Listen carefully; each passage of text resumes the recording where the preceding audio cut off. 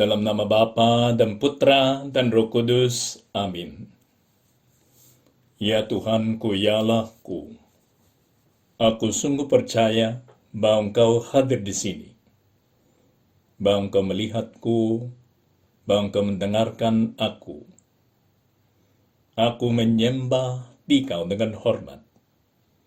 Aku mohon ampun atas dosa-dosaku dan rahmat untuk menggunakan waktu berdoa ini dengan penuh hasil. Bunda Kointak bernoda, Santo Yusuf, Bapa dan Tuanku, malaikat pelindungku, doakanlah aku.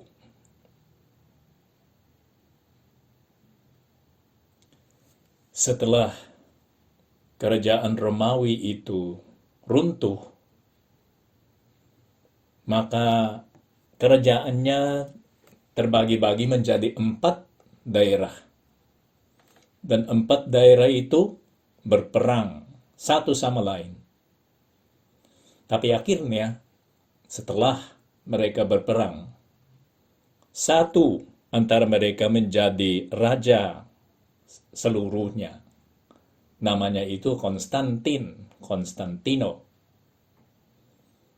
Nah, ibunya si Konstantin itu seorang Kristen, dibaptis, walaupun Konstantin sendiri belum. Tapi karena dia menang atas nama salib Tuhan Yesus Kristus, ternyata salib itu muncul di depannya waktu dia mau berperang, dan katanya Tuhan Allah kepada Konstantin itu, dengan tanda ini engkau akan menang di dalam perang itu. Dan yang disebut terjadi, Konstantin itu menang. Dulu orang-orang Kristen itu menjadi orang Kristen di dalam kerajaan Romawi dilarang. Sehingga semua orang yang menjadi orang Kristen yang dibaptis diambil semua kepunyaannya dan semua haknya itu hilang dan dihukum mati. Banyak kali dia dihukum mati. Oleh karena itu, di dalam gereja perdana ada banyak orang martir karena mereka dihukum mati hanya karena mereka dibaptis dan menjadi orang Kristen. Nah, ketika Konstantin itu menjadi raja kerajaan Romawi, dia sudah menghilangkan larangan itu. Sudah tidak dilarang menjadi orang Kristen. Oke, dan Kristianitas itu berkembang. Tapi si Konstantin sendiri sudah tidak mau tinggal di Roma lagi, karena dulu dia tinggal di Inggris. Waktu kerajaan Romawi itu terbagi menjadi 4 bagian. Dia tinggal di Inggris. Dia tidak pindah ke Roma. Dia pindah ke kota yang baru yang dibangun oleh Konstantin sendiri. Yang setelah itu sudah terbangun dipanggil Konstantinopel. Konstantinopel, yaitu maksudnya Konstantinopel itu adalah kotanya Konstantin. Ya. Maka dia kerajaan pindah ke sana. Pusat kerajaan pindah ke sana. Tapi Bapak Paus yang menjadi pemimpinnya gereja Katolik, yang Kristen, gereja Kristen, Katolik, tetap ada di Roma. Karena itu yang di sana Santo Petrus itu jadi martir. Maka jenazahnya masih ada di sana. Bukan hanya dia, Santo Paulus juga ada di sana. Dan ada banyak orang martir yang jenazahnya ada di sana. Relikwi-relikwinya ada di sana. Oleh karena itu, tempatnya Sri Paus tetap di Roma. Walaupun si kaisar itu pindah ke Konstantinopel. Masalahnya karena sekarang Konstantinopel menjadi ibu kota kerajaan Romawi, si uskup yang ada di sana merasa penting. Merasa penting sehingga dia berpikir, loh, kalau pemerintahan kerajaan Romawi atau kalau kaisar itu pindah ke Konstantinopel, maka Konstantinopel yang lebih penting, yang lebih unggul, kan? Dan uskupnya yang seharusnya menjadi pemimpin seluruh gereja. Itu pikirannya uskup-uskup di sana. Walaupun mungkin mereka orang baik, tapi pikirannya adalah, loh, ibu kota sudah Konstantinopel. Maka yang harus memimpin di dalam gereja adalah uskupnya Konstantinopel. Pada tahun 582 sampai 595, patriarknya Konstantinopel, yaitu uskup agungnya Konstantinopel, adalah Yohanes keempat. Juga disebut Yohanes Nesteutstes, yang berpuasa. Yohanes yang berpuasa. Karena dia sering berpuasa. Ya memang rasanya orang di sana, orang ini adalah orang kudus. Hanya di dalam pikirannya, karena itu perasaannya seluruh daerah itu, dialah yang harus menjadi pemimpin seluruh gereja. Sehingga dia mulai memakai gelar Patriark Ekumenikal. Khusus suatu hari dia memulai konsili, membuka konsili, dia mengundang uskup-uskup yang ada di dalam daerah itu, yaitu di timur, karena Roma itu disebut barat, yang Konstantinopel itu disebut timur. Dan dia memanggil diri Patriark Ekumenikal. Patriark itu adalah pemimpin keuskupan di timur. Patriark, seperti bapak bangsa, kan? Patriark. Dan ekumenikal maksudnya seluruh, ya, seluruhnya. Maka kalau dia memanggil diri Patriark Ekumenikal, itu insinuasinya adalah bahwa dia yang memimpin di dalam gereja. Sri Paus Gregorius, yang adalah Gregorius pertama, yang adalah Bapak Paus pada waktunya Yohanes keempat itu, Yohanes Nesteutstes, yang berpuasa, sering mendengar gelarnya itu si Yohanes keempat, Patriark Ekumenikal. Nah, aku yang bapaknya semuanya itu. Dan dia tahu bahwa sesuai dengan tradisi, yang memimpin di dalam gereja adalah uskupnya Roma. Karena Santo Petrus, yang adalah Bapak Paus pertama di dalam gereja, keuskupannya adalah Roma. Dan belum pernah dipindahkan ke Konstantinopel. Memanggil diri Patriark Ekumenikal itu dilaksanakan oleh Yohanes keempat sendiri, tanpa konsultasi dengan orang lain. Maka karena Gregorius pertama itu, Santo Gregorius pertama, Sri Paus, dia adalah orang kudus. Si Yohanes keempat itu dianggap orang kudus juga di dalam gereja timur, di dalam Ortodoks. Dua orang kudus.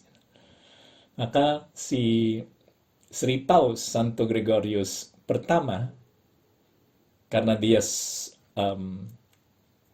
sering mendengar gelarnya itu Patriark Ekumene, ya, Patrik Ekumene, yang bahasa Yunaninya. Dia membalas dengan gelar sendiri. Apa itu gelar yang dipakai oleh Sri Paus Santo Gregorius pertama? Dia mulai menulis surat-suratnya, dan gelar yang dia pakai di dalam surat-suratnya itu adalah Servus Servorum Dei. Maksudnya hamba segala hamba Allah. Itu maksudnya. Sesuatu yang indah. Karena itu mengingatkan kita atas ajarannya Tuhan Yesus Kristus. Di dalam gereja, kalau kita menjadi pemimpinnya, kalau kita menjadi yang pertama, kita harus menjadi hamba segala orang yang ada di dalam gereja. Bukan patriark ekumenikal, melainkan hamba segala hamba Allah.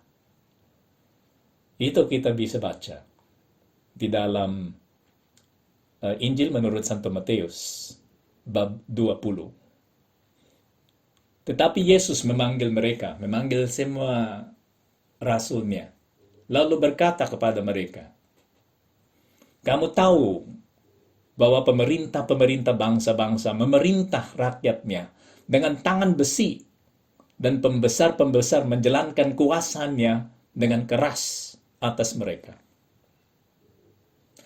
Tidaklah demikian di antara kamu. Barang siapa ingin menjadi besar di antara kamu, hendaklah ia menjadi pelayanmu.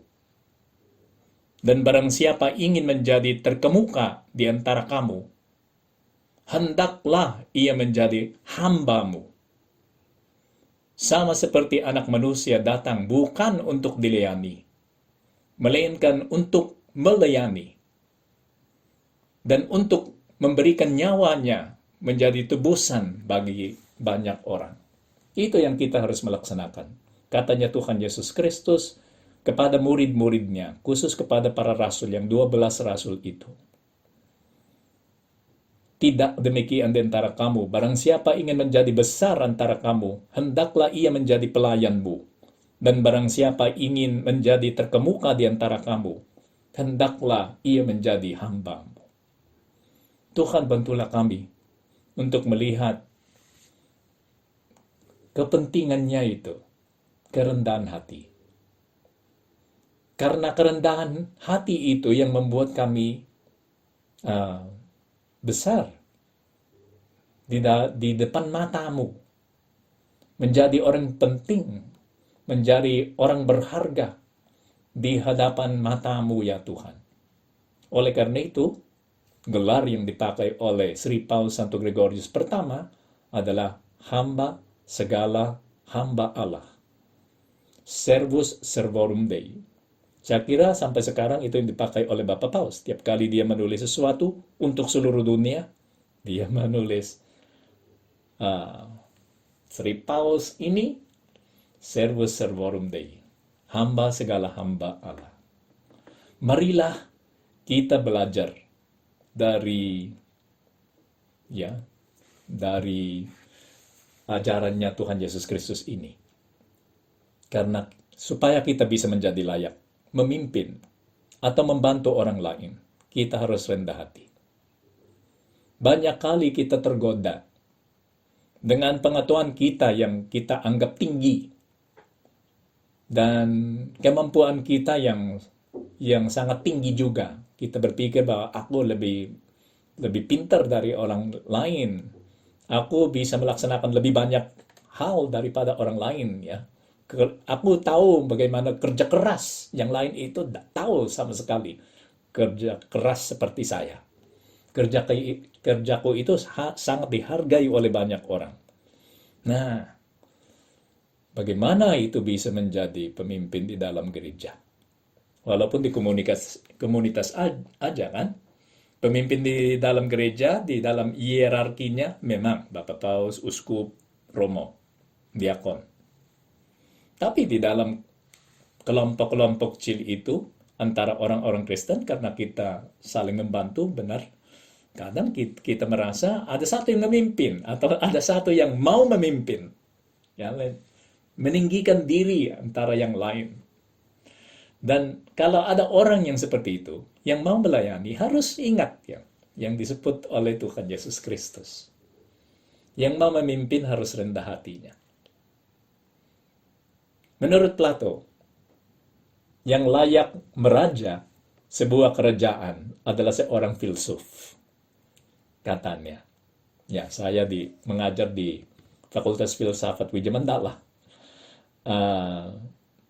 Saya tidak menyebut itu karena diriku kan, melainkan karena itu yang disebut oleh Plato. Nah, kenapa itu dikatakan oleh Plato? Yang layak meraja sebuah kerajaan adalah seorang filsuf.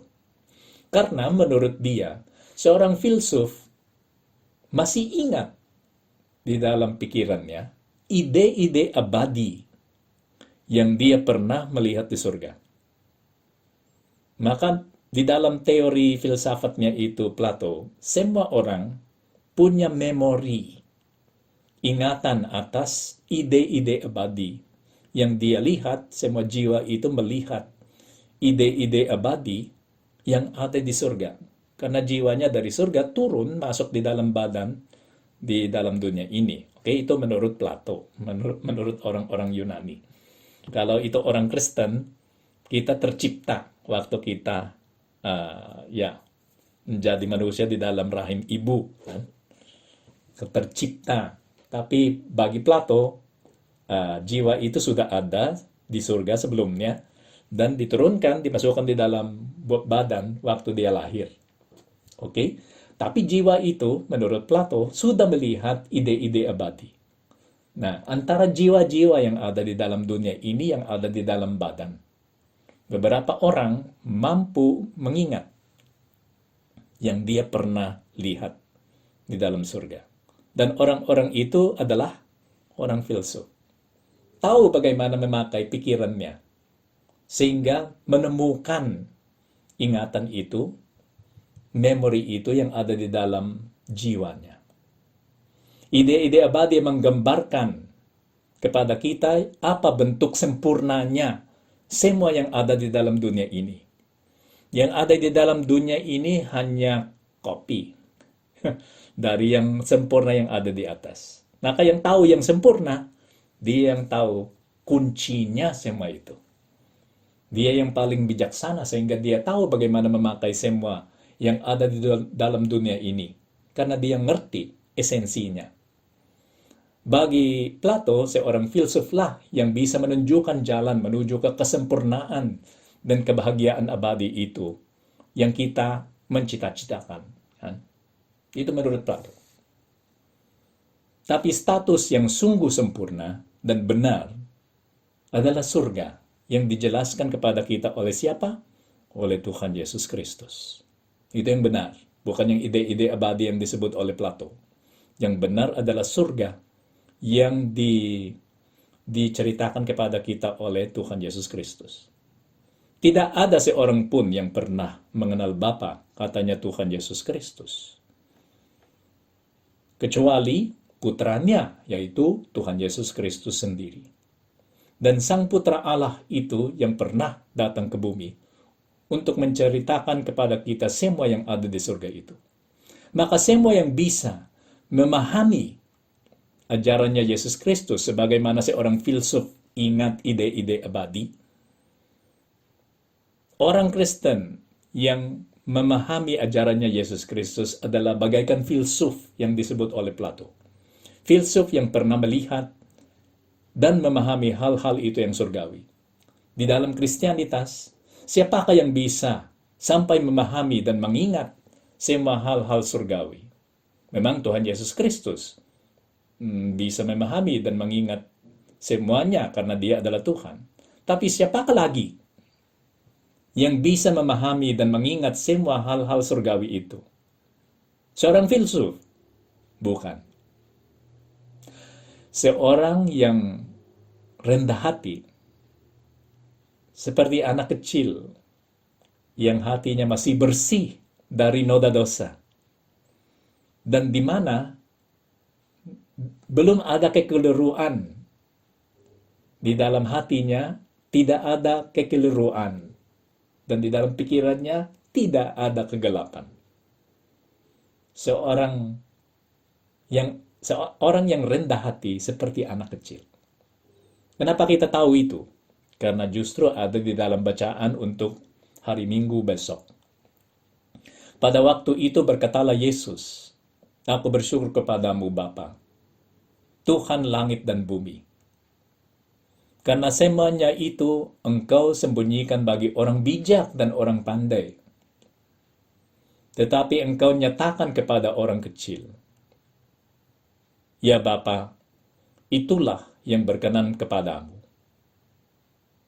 Semua telah diserahkan kepadaku oleh Bapakku, dan tidak seorang pun mengenal Allah selain Bapa, mengenal anak selain Bapa, dan tidak seorang pun mengenal Bapa selain anak, dan orang yang kepadanya anak itu berkenan menyatakannya.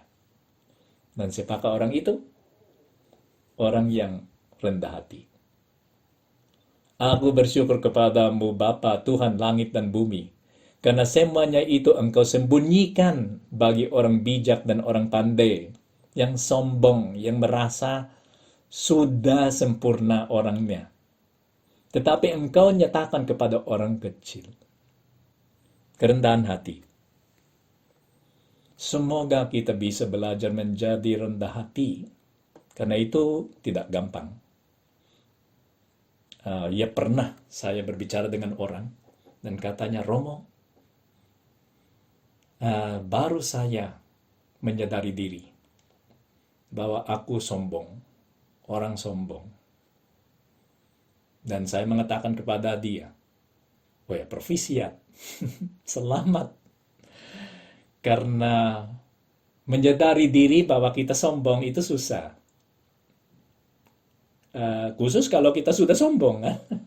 Orang yang sombong tidak bisa melihat dirinya.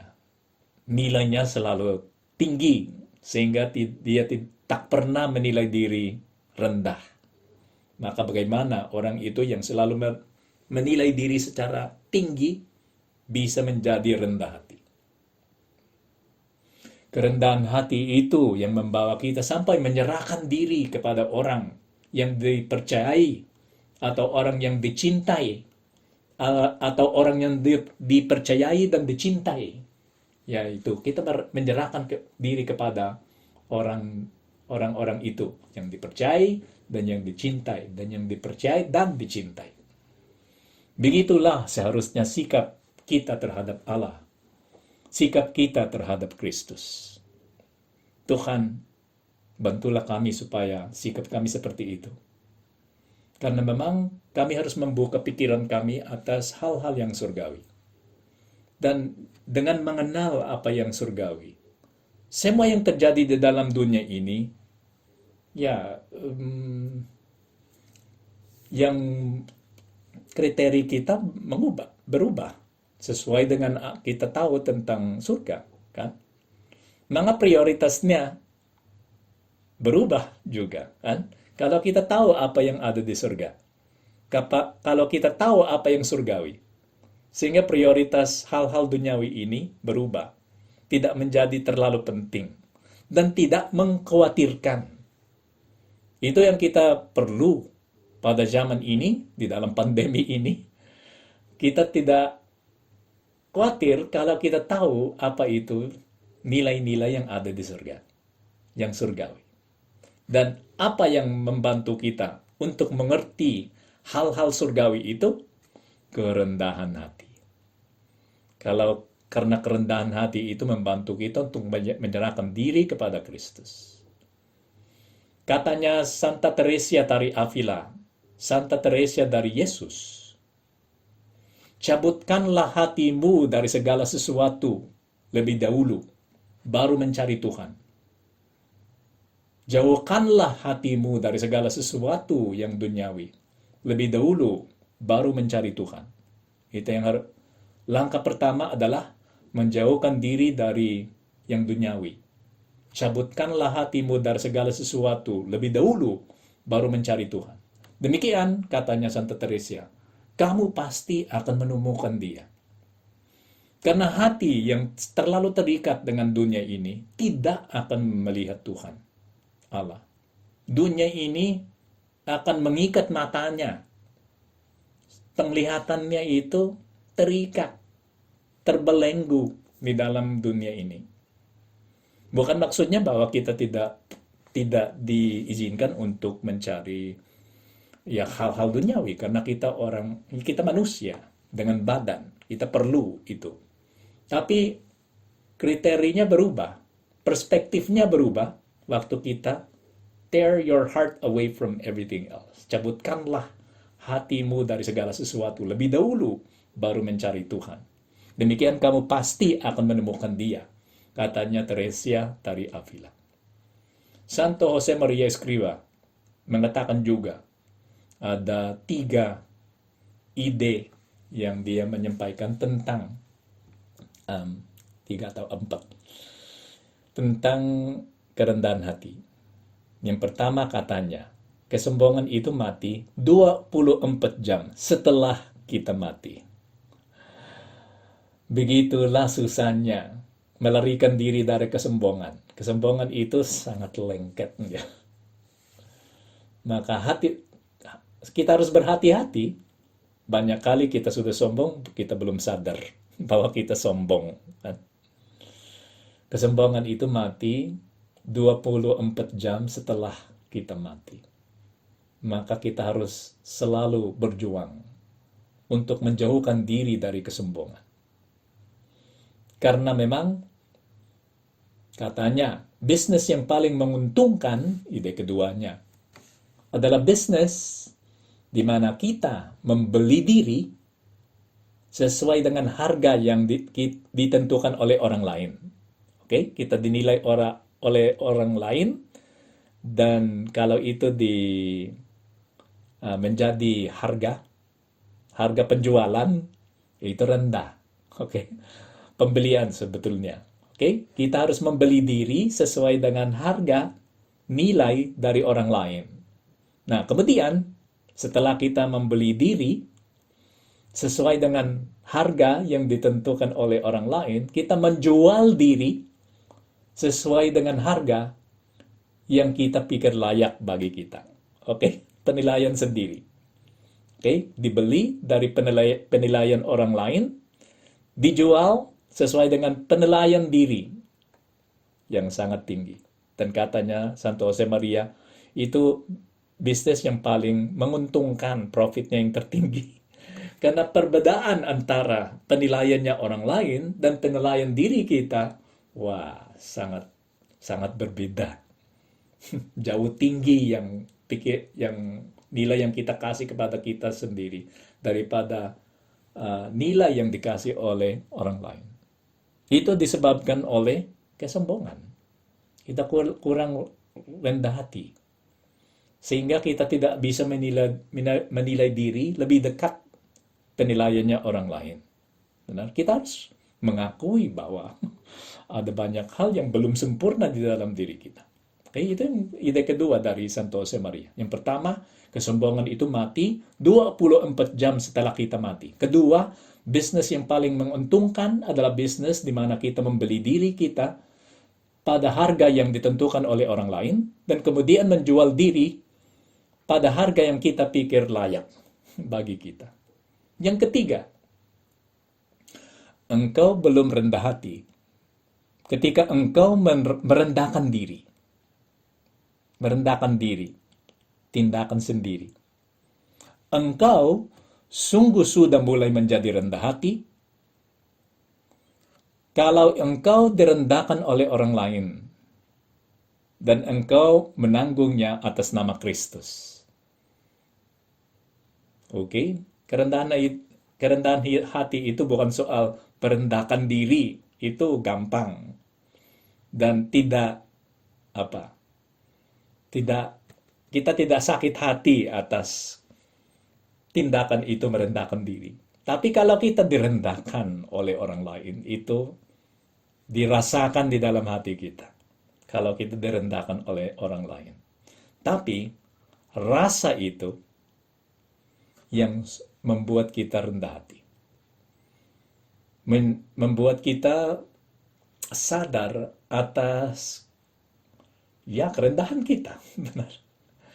Bahwa kita orang yang bukan sempurna, belum sempurna, bukan orang sempurna. Maka kita menjadi rendah hati kalau kita direndahkan oleh orang lain dan kita menanggungnya atas nama Kristus. Dilaksanakan atas alasan yang sangat surgawi. Tapi saat sama katanya Santo Josemaria, kerendahan hati itu adalah soal kebenaran. Karena juga kita harus mengakui bahwa ada banyak rahmat di dalam diri kita. Ada banyak talenta yang dikasih kepada kita oleh Tuhan. Itu harus diakui karena memang ada. Kalau kita pintar, pintar. Kalau nilainya tinggi, kalau kita lulus cum laude, itu kita tidak akan berbohong atas itu karena itu benar. Dan itu termasuk kerendahan hati. Tapi yang rasa lebih tinggi daripada orang lain, lebih pintar daripada orang lain, semua perbandingan itu dengan orang lain, mungkin banyak kali kesombongan kita muncul dari situasi seperti itu, dari sikap yang seperti itu. Kerendahan hati yang membuat Bunda Maria kita ini sangat tinggi. Hargamu, ya Bunda, sangat tinggi. Kami sendiri, kami menilai engkau dan nilai kami itu sangat tinggi. Tapi engkau sendiri menilai diri sangat rendah, sehingga menjadi hamba Tuhan. Inilah aku hamba Tuhan, katanya. Katamu ya Bunda Maria. Bantulah kami supaya kami bisa menjadi rendah hati. Sehingga dengan kerendahan hati itu, pikiran kami itu membuka, hati kami itu membuka. Sehingga kami bisa mengerti hal-hal surgawi itu yang disampaikan kepada kami oleh Tuhan Yesus Kristus. Dan demikian kami bisa membantu orang lain sampai menjadi pemimpin di dalam komunitas sendiri. Bahkan di dalam gereja. Memimpin di dalam gereja karena kami rendah hati. Aku bersyukur kepadamu ya Allahku atas segala resolusi yang baik, kasih dan inspirasi yang telah Engkau curahkan kepada aku dalam renungan ini. Aku mohon pertolonganmu untuk melaksanakannya. Bunda Kointak Bernoda, Santo Yusuf, Bapa dan Tuanku, malaikat pelindungku, doakanlah aku.